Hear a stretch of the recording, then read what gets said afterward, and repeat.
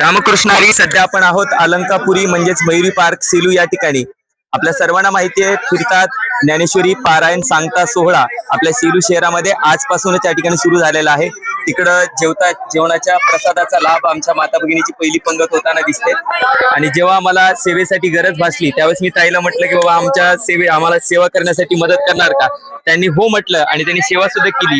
तर त्यांना ज्यावेळेस विचारलं तर आपण त्यांच्याकडेच विचारूया. ताई, कुठून आलाय तुम्ही? आम्ही आळंदीहून आलेलो आहे. तर काय म्हणजे तुम्हाला कसं कळालं की हा सोहळा सुरू होतोय म्हणून? आज ज्ञानेश्वरी पारायण सांगता सोहळा 4 महिन्यापासून चालू होता.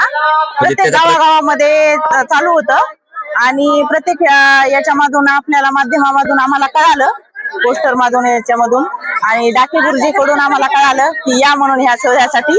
बरं, तुम्ही कुठून आलायत मग आता खास करून? आळंदी क्षेत्रावरून. किती दिवस आहात आता इथे? इथे 9 दिवस आहेत.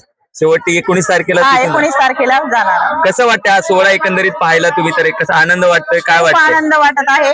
हा सुख सोहळा स्वर्गी नाही. म्हणजे तुम्ही तर प्रॉपर आळंदीलाच राहता, तुम्हाला या सोहळ्याची सवय आहे, परंतु या परिसरात असा सोहळा तुम्ही पहिल्याच वेळेस बघत आहोत. भव्य दिव्य आणि भूतोन भविष्य हा सोहळा घडत आहे. निश्चितच इथं या सोहळ्यासाठी ज्याला जी सेवा पडेल ती सेवा करण्याचं काम करतात. या ताईने आम्हाला केळीचे पानं निवडण्यासाठी या ठिकाणी खूप सहकार्य केलंय आणि मला खूप छान वाटलं की आळंदी सारख्या पवित्र क्षेत्रावरून ते आमच्या सेलू सारख्या एका छोट्या नगरीमध्ये हा जो भव्य दिव्य सोहळा साजरा होतोय त्या सोहळ्यासाठी आल्यात. ताई, तुमचं मनपूर्वक स्वागत.